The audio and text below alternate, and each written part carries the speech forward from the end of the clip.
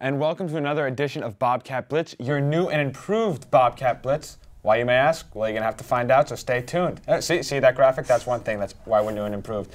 So we're going to talk to our four esteemed panelists today, so let's get it started with some introductions. We'll start to my far left, Marty Joseph, a.k.a. Mojo. Hi, what's going on? What am I supposed to say? You just introduced me. And Mr. Adler. I'm Kevin Adler, excited that it's right in the middle of playoff baseball. Go Cardinals. And to my right, Jordan and Joey. Let's go. All right, so moving right into our first topic. Okay. We're going to start with a little MLB playoff action. The Yankees down 2-0 to the Tigers.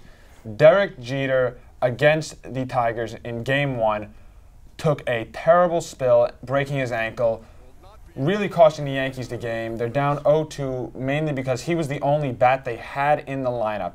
Now that poses the question, without their main offensive threat in the lineup, do the Yankees have a chance against the Detroit Tigers going into Detroit down 0-2, still having to face Justin Verlander? So do the Yankees have a chance to come back in the series and make the World Series? Let's start off with the baseball expert, Kevin Adler. All right, well, I think they have a chance, not a very good chance. I think the Tigers will win this series. I actually think facing Verlander in this game, call me crazy, will be a good thing for the Yankees because they might not win, but it might help them shorten up their swings, maybe just focus on getting some base hits, which they haven't done very much of in these last two games. But the problem with the Yankees, if you hit a lot of home runs, you're going to hit home runs, score a lot of runs, but when you don't, that's what you're seeing now. And it's pretty amazing how their whole offense is pretty much just completely shut down at the same time. And their pitching has been pretty solid. I was at the game on Saturday night, Game 1, when Jeter injured himself. But they've pitched very well in the series. They definitely pitched well enough to win both games. But I think they can make it a competitive series. I think they can win a few games, but I don't see them coming back to win this series and move on to the World Series. Okay, Joey. I have to agree. I think that the Yankees could definitely come back. Facing Verlander could be a good thing. I think that, as Kevin said, I agree with Kevin. Last year when they faced Verlander in Game 3, they actually hit him pretty well, 4 runs. Verlander still got the win. That game was also in Detroit. So that could be a lot of good things. And leaving New York, they've been at Yankee Stadium for a while. Maybe just a change of scenery could be a good thing. The middle of the order can't be bad. Can't keep hitting this bad for this long. At some point, they're going to turn it around. So I think the Yankees have a chance. All right, Marty. This series certainly isn't over. It's the reason it's a 7-game series. But they definitely do need to start hitting. I think they're one good inning away from swinging the momentum right back in their favor. They haven't led in the series. They came back to tie in the bottom of the 9th of Game 1, but since then they haven't led. So if they can come out and just get some hits together in the first couple innings, get on the board early, and get a 2 or 3 run lead against Verlander, and take all the pressure off their pitching staff that has had all the pressure on them, I think it'll go a long way. But it's only 2 games to none. It's far from over. All right, Jordan, bring us home. Yeah, I mean, I think you can never really count out the Yankees because they're the Yankees. I mean, you still have Cano, you still have A-Rod, Teixeira. I know that these guys have been struggling lately, but we've seen them hit before. And again, like you said, one good inning I think is really all they need. They can, on any given day, they can hit 3 home runs and destroy the Tigers. Can I add one more thing? Yep, go ahead. One thing, I'm not sure if they're going to adjust this at all. I was looking at the matchup for tomorrow. It says Hughes is going to throw for the Yankees. I would put CC out in that game because this is pretty much your season. You've only seen one time a team come back from 3-0. Unfortunately, it was, I'm sorry. There were no baseball playoffs in 2004. Yeah, okay, well, there weren't. But I think CC, when he was with the Brewers for that stretch run, he showed that he's a horse, that he could come back on short rest and be effective. So I think Girardi's got to really check with CC, see how he's feeling, and put him out there because that's the only way they're going to win that game, Game 3. I don't think Hughes has any shot in matching up against Verlander. Rebuttals? All right. Baseball expert gets first on this one. Going to go Marty second. I like what you said in the answer. You never know with the Yankees. Still don't think they're going to come back. That's why I gave Adler first, even as a Yankee fan. It's too much. Joey third, Jordan fourth. We're going to stick with baseball. All 5 ALDS, or division series, the ALDS and the NLDS, went 5 games. The Giants, the Cardinals, the Yankees, and the Tigers all advancing. So with that in mind, have we seen the gap between the bigger market teams, such as the Yankees, and teams such as the Orioles? Have we seen the competitive gap diminish a little bit, Jordan? Absolutely. I mean, you see we used to look at big versus small market teams as, you have the teams that spend a lot and teams that don't spend a lot. And again, we're seeing teams like the Orioles and the A's who don't spend a lot of money but just have a lot of players just playing well. They don't exactly have big stars on their team either. Just a lot of guys who all contribute and made the team win. And I just think that it's interesting to see that, again, you don't need to spend a lot of money like the Yankees, but that can work too. So I think it's really, it just shows that there are many different ways to win, and at the end of the day, it really just depends on the players that you have. All right, Marty. I don't. It's definitely, the gap's definitely closing, but I think the biggest thing is that the bigger market teams pose a threat to themselves when they bring in all these big players because of the egos of all these players. And the perfect example is the Red Sox. Look what happened to them. They spent the most money last season, and they fell apart, and they weren't the same this season. The Marlins are an example of it this year. Everyone thought they were going to be big, but all those egos, it's the team aspect that's been winning these teams. You see the A's, the Orioles, they're out there playing baseball. They're not out there with who's doing what day and what's going on in the clubhouse. So it's with the big market teams, they pose a threat to themselves. We bring in all these players, but we mix in a bunch of egos rather than a bunch of players who are focused on winning. All right, Joey. Yeah, I definitely agree. It's closing, but not closed. The Athletics are a great example, down 2-0 and going back home. Able to win 2 in a row, come back the way they did against the Tigers. That was a big deal. Also on the other side, the Orioles, great pitching, just a lot of, as he was saying, a lot of great pieces coming together and not relying on the home runs and the big-time players. So yeah, I think the gap is definitely closing. All right, Adler, bring us home. Yeah, I'm going to have to agree with all you guys, but I'm going to bring up a point that isn't really talked about. The big market teams that, of the Red Sox, as you mentioned, but both Los Angeles teams didn't make the playoffs. The Angels with the signing Poole, C.J. Wilson, and the Dodgers with the big trade. But I think a problem with the teams that have a lot of money is they think they have to spend it, which isn't necessarily true because you see there's more of an emphasis today on player development. That's how the Rays have been competitive recently. The Orioles, they're bringing guys up through their system that are good. You don't see them go and sign big free agents. Same with the A's. And I think the balance we're kind of shifting towards a new, I think, day in baseball where you don't have to have a huge payroll to win. It's kind of having a combination of you have to sign some big name guys, but it's not all about having the biggest payroll, the biggest superstars. Because I'm a Cardinals fan. That sounds like a homer, but they have a good blend of everything. You got superstars, Holiday, Beltran, those guys, but you've got guys that come up through their system that have contributed. Their whole bullpen has come up through the system. Starting pitchers, they've done a good job. So I think that the gap is definitely closing, which is the question. One more word. Yep. The Nationals that no one really talked about, they're a small market team too, just by their payroll, and they led the league with record most of the time, and they were one strike away from advancing to the CS, to the NLCS. So the gap is closing. Not just those two teams, but also the Nationals. They showed that a smaller payroll team can get it done. All right, Marty, I loved what you said about teams' egos. I know that must have hurt for you to say as a Red Sox fan. You're going to get rewarded with 4 points in first place. I'm going to go Zacco second, Adler third. Sorry, Jordan, fourth. So we're going to go over our score already today. Where does that leave us in terms of points? Marty is in first place with 7. Kevin has 6. Joey has 5. And Jordan is bringing up the rear with 2. All right, we got one more question to go. We're going to stick with baseball.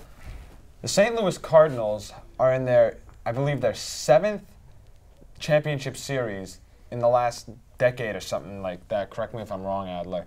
But are they the best team over the last decade in the NL? We're going to start with Marty. I wouldn't say the best team. You could definitely make the argument that they've been the most consistent. But over the last decade, sure, they've won 3 National League pennants, but that's not really dominant. The Phillies have won 2. The Giants have won 2, and there's a couple other teams that are in there in the mix. But with those other teams, you see like the Marlins, and I forget there was another team too, Houston. They had those big years, but they fell off. So it's a good tribute to St. Louis that they've always been able to be around there and be in the playoffs. So I wouldn't say the most dominant or best, but I'd definitely say up there with one of the most consistent. All right, Jordan.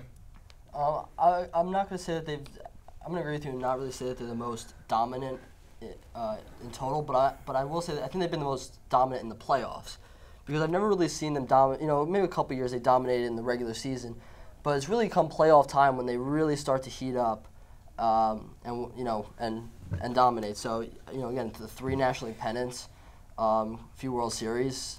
So yeah, I think I can't say to that throughout the whole regular season, but definitely once they hit the playoffs, the Cardinals are always one of the most dangerous teams. All right, we're going to keep it on this side with Joey. Okay, I would agree that it's not the Cardinals. I'm going to go with narrowing it down first. There's only been 3 teams in the past decade that have made it to 2 World Series. That's the Yankees, Red Sox, and Cardinals. So I'm starting with them, and I'm going to go with the Yankees. They've won 1 World Series, which is less than the Red Sox and Cardinals, who each have 2. But they've made the playoffs 9 of the past 10 years. They've had a chance to advance and make it to the World Series 9 of the past 10 years. I think that's what each team strives for. Just a chance to make it to the playoffs, a chance to advance, and I would go with the Yankees. And I saved you for last because we're talking about the Cardinals. So Adler, what do you got to say? One question real quick. Since 2000 or since since you said decade? You say We'll go since 2000. Okay, since 2000. All right. Well, I'm gonna have to say yes, because if the Cardinals, if they make it to the World Series again, they will be tied with the Yankees for most World Series appearances since 2000. Yankees 2000, 2001, 03, 09, as most Yankee fans know. But getting to the World Series 4 times in a 12-year span is very impressive, and being in the mix constantly is what it's all about. Regular season is all good and nice, and the last 2 years the Cardinals have showed that it's not necessarily about how many wins you get in the regular season. It's all about getting in. They've beat the 2 best teams in the National League this year, the Nationals, last year the Phillies, winning decisive games in their own in the opposing team's ballparks. And I just think you have to. If you're in, like you said, 7 League Championship Series appearances, they have 2 World Series titles, got swept by the 2004 Red Sox, have another chance to get back to World Series and get another one. And if they do that, they will have the most World Series. If they get back and win, they'll have the most World Series since 2000. Like you said, the Yankees, Red Sox, and Cardinals all have 2 World Series titles since the 2000s. So I think it's hard to argue against the Cardinals at this point, because there have been teams that have had good runs for 2-3 years. The closest is the Phillies. They had a good 5-year run, but Cardinals have been the model of consistency, and they do have the 2nd most World Series all time, way behind the Yankees, but they're still 2nd with 11. All right, time for some points. It's really hard to argue with a Cardinals fan on a question, so we got to go Adler first on that one. We're going to go Jordan 2nd, Marty 3rd, and the question was most consistent team in the NL, and you said the Yankees, so I got to give you last on this one. So we're going to kick it over to our scorer. Artie, where do we stand? Jordan still goes home with Joey's mishap. 1 point separates. All right, so Jordan, tough break, no cigar, 10 seconds. What do you got to say? All I have to say is I'll be back.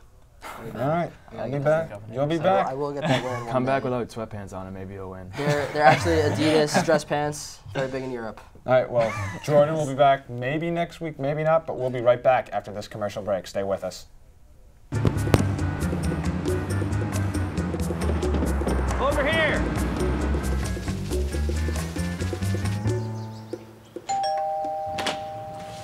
Did you know that the first person to fly faster than the speed of sound was Chuck Yeager back in 1947? No. I didn't think so. It's fun to know history. Find curious facts from America's past at loc.gov, the Library of Congress website. What do you get when you mix a chef, a plumber, and a policeman with an abandoned restaurant? A recipe for success. With the help of their local community coalition, these 3 brought in carpenters and electricians. They donated time and materials and helped turn that old restaurant into a family center. Now they're all building a better community, volunteering to help keep kids away from drugs. And that's the tastiest dish of all. Visit helpyourcommunity.org to see what your group can do, because you get more when you get together. And we're back here on Bobcat Blitz, shifting from Major League Baseball to the National Football League. Yesterday, the Atlanta Falcons improved to 6-0 on the season on a last-second field goal. So that really just begs the question, how far will the Falcons go until they get a loss? Adler, you said you really got a good answer for this one, so I want to start off with you. Well, as this is a very John Madden type answer, but I think the Falcons will be undefeated until they lose. So when that's going to happen, I'm not exactly sure. But in all seriousness, I think they'll get to about 8-9-0, and I think they'll slip up. As we've seen in the NFL, no matter how good you are, teams have off weeks. 49ers look like they would never lose, and they have 2 losses. The Texans got destroyed yesterday by the Packers. So it's a very long season. I don't think they're going to run the table. They almost lost to Oakland yesterday at home, who has been very inconsistent this year. So I could see somewhere between 8 and 10-0, and they're going to fall after that, I think. Okay, Joey. Yeah, the close game to Oakland is definitely something to be concerned about. But I think within the next couple of weeks, I mean, they have a bye next week, and then Philadelphia. They go to Philadelphia, and at some point, Michael Vick, I'm an Eagles fan, he has to play good. It's coming to that point where he can't be doing this all the time. So the Eagles in Philadelphia could be a tough game, and then the Cowboys go to the Dome, and that's an iffy game depending on how the Cowboys play. And then they go to New Orleans, a division rival, so that could be a tough game. I think they slip up somewhere in that part, so 6, 7, 8-0, around there. All right, Marty. Yeah, I think the same thing as Joey just said. I think they could beat the Eagles and they could beat the Cowboys, but I think their toughest test, and to actually prove that they're deserving of being undefeated, because you look at the teams they beat, and they're kind of just taking care of business. One of the teams is only 500 right now. I think the 6 teams they beat have a combined 11 wins. So I think if they can, you can beat the Eagles and Cowboys and still say what you want to say about them, but their toughest test is going to come on the road at New Orleans. It's going to be, you know how tough it is to go in there and win. And for a team that really hasn't proved themselves and just barely got out of a win yesterday, I think that's going to be their toughest test. All right, Marty first, Joey second, Adler third. Well, I had to retweak my questions last night because the first question of the round was going to be, who's going to go undefeated longer, the Texans or the Falcons? Well, the Texans lost last night to Gary Garecki's Green Bay Packers. Aaron Rodgers played out of his mind, throwing 6 touchdown passes, which begs the next question. Are the Packers back to the form they were last year and the year before when they won the Super Bowl, or was this just a fluke? We're going to start things off with Marty. You can't throw 6 touchdown passes and say it's a fluke, but you can't say after one game they're back to an elite team. They definitely played a lot better, clearly beating an undefeated team, but it's still too early to say that they're right back into the swing of being an elite team. They still need to work out some things on defense before they can be considered that, because they still gave up 24 points. But this definitely swings the momentum right back in their favor, and if they can keep taking steps forward, then they'll definitely be, at the end of the season, one of the most elite teams in the game. All right, Joey. Yeah, I don't know about fluke, but I would be cautious. This was a Texans team that just lost Brian Cushing, big part of their defense, and Aaron Rodgers made it look easy. It was pretty fun to watch. So I would just be careful against the Texans. But their upcoming games in their schedule get a little easier, going at St. Louis. That's a good defensive team, so that'd be a good test. And then they get Tennessee and Jacksonville, I believe. So those teams aren't doing too good this year. So they could easily be 6-3, and then we'll really see about this Packers team when the games pick up against the Vikings, who have been pretty good this year, and the Bears, some conference games. All right, and Adler. Yeah, I don't think you can say they're elite quite yet, but they're definitely on that road.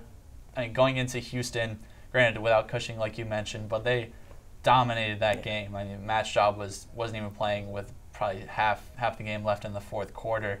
And I think one thing, their record isn't quite indicative of how they played, because the whole Seattle debacle, everybody saw the replay. No, they should have won that game. So that's I think they're at 3-3 right now. I didn't quite do my homework on the stats, but I mean, you've got Aaron Rodgers who can put up points against any team, and their defense is starting to come around, even though they haven't been quite as good as when they won the Super Bowl, when they were exceptional.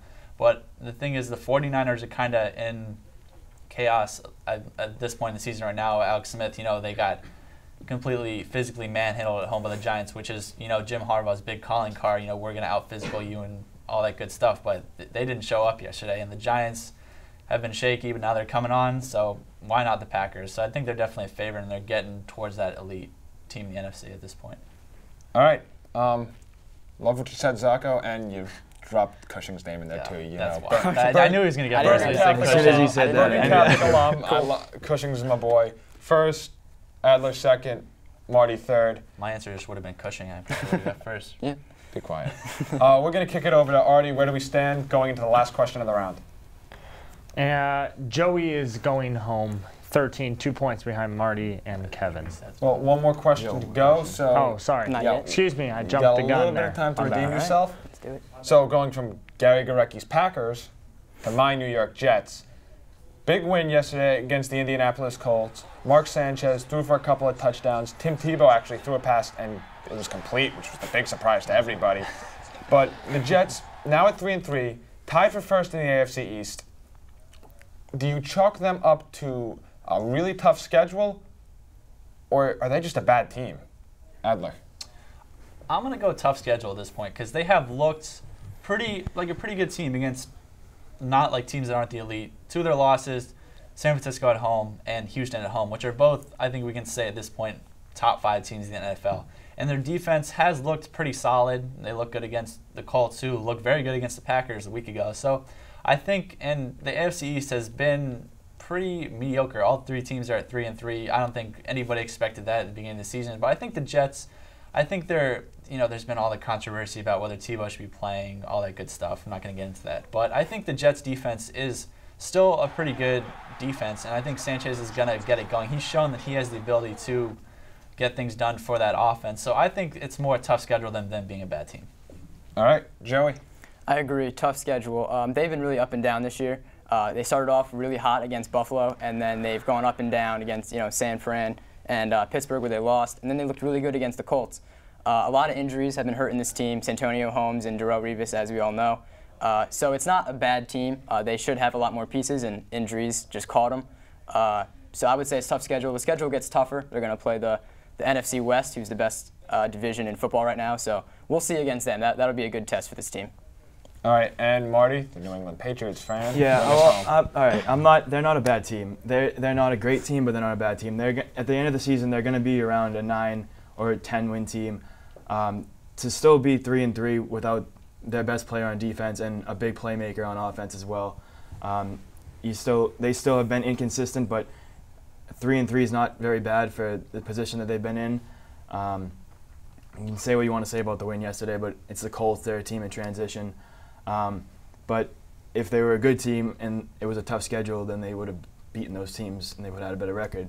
So they're not a bad team, but I still think that they'll win. They'll definitely challenge for a division that's right now anybody's. So I would say, I'd say like a 9 or 10 win season, but I wouldn't say a great team or a bad team. All right, points. Marty first, Joey second, Adler third. I think that still leaves us with Joey going home, but we'll kick it over to Artie just to make sure. I should get paid for predicting the future with that last one. Joey is still going home. Sorry for jumping the gun there, but it's still Joey lost by 1 point. Yeah, I'm still not paying you. Joey, 10 seconds. What do you got? Cut it close, 1 point, but we'll take it. Good first show for me, and I'll be back. All right, so we'll be right back here on Bobcat Blitz with the Ray and Mike shootout between Kevin Adler and Marty Joseph. Stay with us. Horseradish. Is that for horses? Remember me, Mr. Lobster? From last Tuesday? Banana. Banana. Banana. Here comes the rain. We need a hat. And why do we need a hat? That's right. When you talk with your child, you build vocabulary, and learning starts long before school does. For more tips, go to bornlearning.org. 先生你好，歡迎光臨，等等先。唔該晒。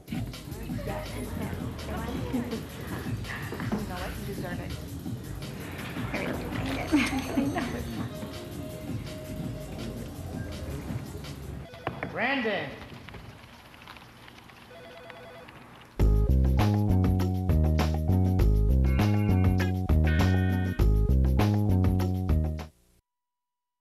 And we're back here on Bobcat Blitz, the shootout between Kevin Adler, Marty Joseph. Gentlemen, shake hands. Good luck. And here we go. Monday Night Football tonight. Broncos, Chargers. Who you got, Marty? I'll go with the Broncos. I think they're just a better football team. The Chargers have been too inconsistent. Yeah, they're 3-2, but I think the advantage would be the Broncos. I think they'll come out, and Peyton Manning looked good against the Patriots, so I think he'll come out determined, and I think they'll come out and get back to 500. Okay, and Adler. I'm going to take the Chargers in this one. Was watching a little ESPN before. They said, interesting stat, Philip Rivers 4-1 career against Peyton Manning. But I think this game is in San Diego, and I think that gives them a big advantage because they play very well at home. They're pretty shaky on the road. You know, obviously you said Chargers are pretty inconsistent. You don't know what you're going to get with them, but I think this is going to be a good week for them. Philip Rivers been saying in the press, you know, he's been saying this is between me and Peyton Manning, and Philip Rivers is I think he's a pretty good quarterback. I think he's kind of close to that elite level when he's on, which he can be inconsistent at times, but I like San Diego at home. They've got a good pass rush going, and I think that crowd will help them overcome the Broncos, who have had a tendency to get off to some real slow starts in some of these big games. So see how they come out. But I like the Chargers in this game. Philip Rivers has been starting to heat up as the season goes along. I think he's going to have a good game tonight against the Broncos and Peyton Manning. Point goes to Mr. Adler. Moving right along into our next shootout question. You know, it breaks my heart to say it, but we're still in the middle of an NHL lockout. So fact or fiction, will there be NHL hockey before the Winter Classic in the beginning of January? Adler. Hockey question. The Atlanta Thrashers are still a team, right? Yeah, no. But I think there will be hockey. I would think right around the Winter Classic, just because I know how much money the NHL makes off that game, and they'd miss a huge opportunity from what I'm not 100% sure, but it's going to be in the Big House in Michigan this year. Yep. And that place holds 110,000 people. So I think if the NHL doesn't get it all together for a big revenue opportunity like that, I think that'd be a huge mistake. So I think that they'll be coming around kind of like the NBA did with Christmas Day. So I think that we will see NHL hockey at some point. All right, Marty, will we see NHL hockey before the lockout, or before the Classic? Fact or fiction? I think we're going to see NHL hockey in December. Right now, the two sides still seem to be far apart. They're meeting on issues that have nothing to do with the lockout itself. But a lot of the players are continuously saying that they're optimistic that there will be hockey. So I think it will end in November. Training camp will start in November, and I think we'll see the first couple games of the season in early December. And then by then, obviously, I think the Winter Classic will happen, and because, like he said, it's such a big opportunity, and it's so big for the city that hosts it. And like 3 out of the last 4 teams that have won the Winter Classic have gone on successful and played in the playoffs as well. So it's big for the city, it's big for both teams involved, and it's big for the NHL. So I think we'll definitely see hockey before then. All right, point goes to Marty for this one. Going to the third and final question. Ray Lewis is out for the season.